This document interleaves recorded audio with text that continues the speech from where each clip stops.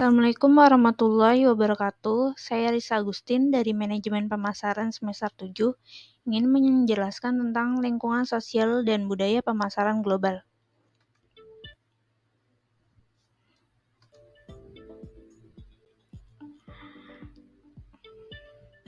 Apa sih itu budaya? Budaya merupakan cara hidup yang berkembang serta dimiliki bersama oleh kelompok orang dan diwariskan dari generasi ke generasi. Budaya merupakan cara hidup kolektif yang membedakan cara hidup sebuah anggota atau kategori dengan kelompok-kelompok lain.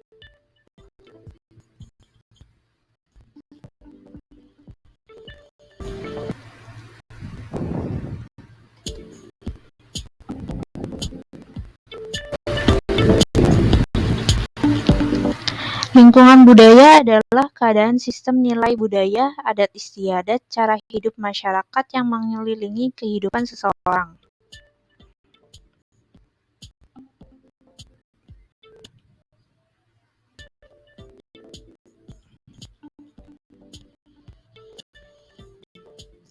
Di sini juga ada lingkungan sosial. Lingkungan sosial adalah lingkungan yang menjadi faktor penentu perubahan perilaku yang terjadi pada setiap individu atau kelompok.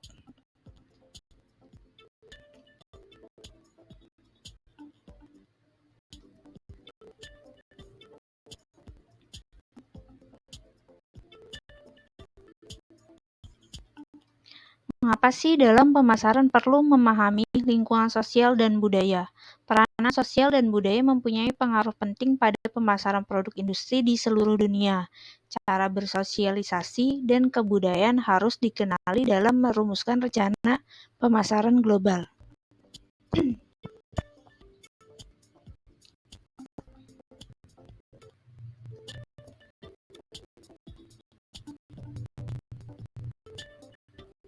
Setiap daerah, wilayah, dan negara pasti memiliki budaya, adat istiadat, dan tabu yang berbeda-beda. Bahkan nggak usah setiap negara ya, kadang di dalam satu daerah yang sama itu budayanya udah berbeda-beda. Kayak misalkan Jakarta nih, ada Jakarta Barat, Jakarta Timur, Jakarta Selatan. Pasti di setiap Jakarta itu walaupun masih sama-sama Jakarta, itu pasti ada perbedaannya. Entah itu dari bahasa atau cara hidup merekanya kayak gimana, itu pasti berbeda-beda. Dan pemasar harus mengenali kultur dan kebiasaan bisnis negara yang dituju agar sesuai target yang akan dicapai.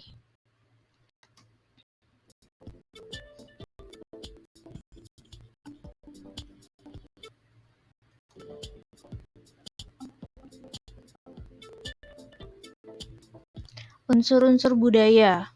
Budaya kehidupan material bersangkutan dengan teknologi yang digunakan untuk memproduksi, mendistribusikan, dan mengkonsumsi barang dan jasa dalam masyarakat.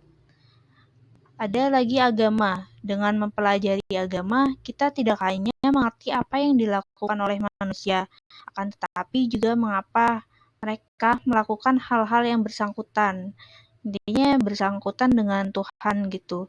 Kita dalam setiap hidup ini, apa yang kita lakukan itu pasti kan semua ada pertanggungjawaban dan bukan setiap orang ya, hampir semua orang itu melakukan apa-apa yang entah itu kegiatan sehari-hari itu pasti ada hubungannya dengan Tuhan.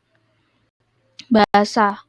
Mempelajari bahasa asing tidak lepas dari mempelajari budayanya, karena pada hakikatnya kata atau kalimat adalah ekspresi dari budaya masyarakat yang memilikinya.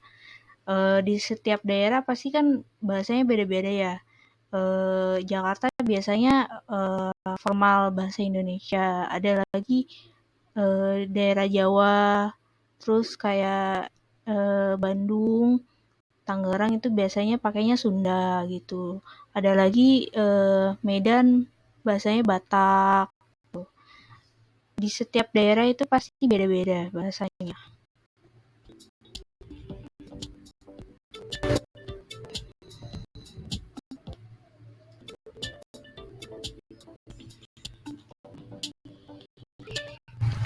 Interaksi sosial berkaitan dengan cara-cara yang dilakukan oleh anggota masyarakat setempat dalam berhubungan satu dengan yang lainnya. Estetika, setiap budaya memiliki ide yang berbeda mengenai bagaimana yang dinyatakan indah atau enak, indah pandangan mata atau dalam wujud yang sebenarnya. Hal itu antara lain diwujudkan dalam berbagai ekspresi dari musik, seni drama, tari, warna, dan rasa. Nah, di setiap daerah itu pasti ada ciri khas masing-masingnya. Biasanya dari tarian kayak ada Bali, Jawa itu biasanya mempunyai tariannya masing-masing, bahasanya masing-masing. Tuh. Terus ada pendidikan. Setiap orang yang terlibat dalam lingkungan internasional menganalisa akses terhadap pendidikan dan tingkat pendidikan dari masyarakat pada berbagai kelompok usia, dan juga standar pendidikan dapat memberi gambaran tentang kecanggihan konsumen pada berbagai pasar.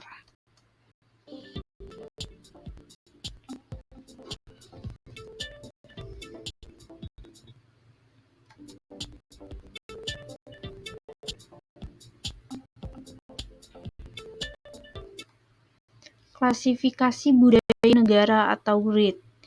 Individualisme menggambarkan kecenderungan suatu bangsa bersifat individualis ataukah kolektivis atau kekeluargaan. Jarak kekuasaan atau power distance mengacu pada tingkat ketidakseimbangan di antara anggota masyarakat yang dapat diterima.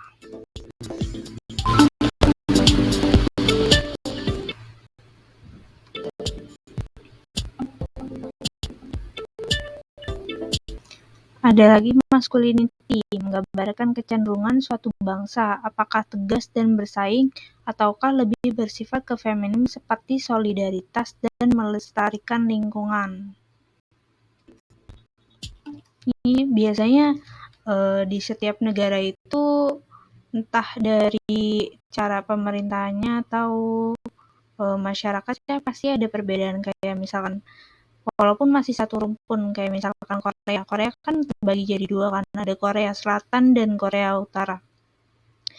Di sini sangat terlihat perbedaannya dari logat bahasa mereka dan dari pemerintahan mereka, yang dimana di situ beda banget. Dan di Korea Utara itu masih pemerintahnya kayak masih tegas, sama-sama tegas, tapi kalau Korea Utara itu lebih ke komunis gitu. Kalau Korea Selatan udah ke sama kayak Indonesia, ke pemerintahan.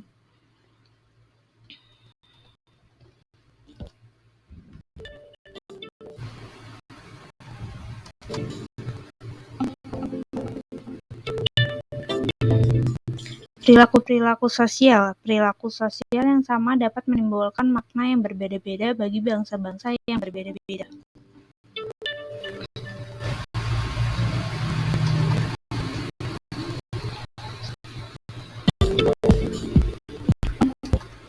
Budaya imperatif, kebiasaan yang harus dipenuhi untuk mencapai keberhasilan. Yaitu ada budaya adiaphora atau kebiasaan yang dilakukan untuk menyesuaikan kebiasaan penduduk setempat. Ada lagi budaya eksklusif, tidak boleh dilakukan selain penduduk setempat, atau yang warga yang bukan dari daerah tersebut itu nggak boleh memakai budaya yang sama gitu.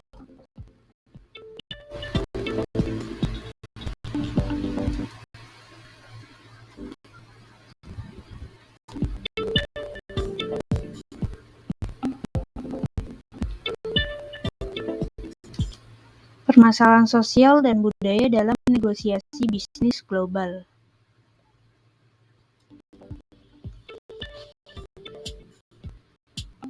Klasifikasi budaya negara. 1. Perbedaan budaya-budaya. 2. Perbedaan perilaku nonverbal. 3. Proses berpikir. 4. Nilai-nilai atau kesetaraan. 5. Pengambilan keputusan.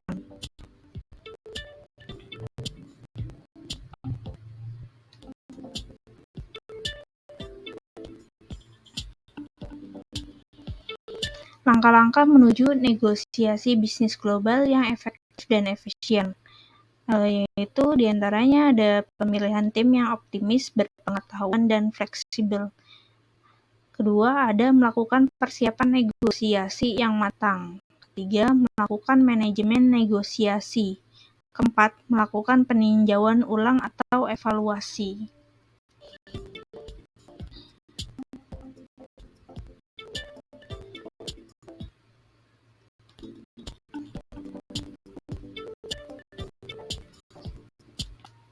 Ya, sekian penjelasan tentang lingkungan sosial dan budaya dalam pemasaran global. Mohon maaf bila masih banyak kesalahan dalam penyampaian kata saya. Terima kasih.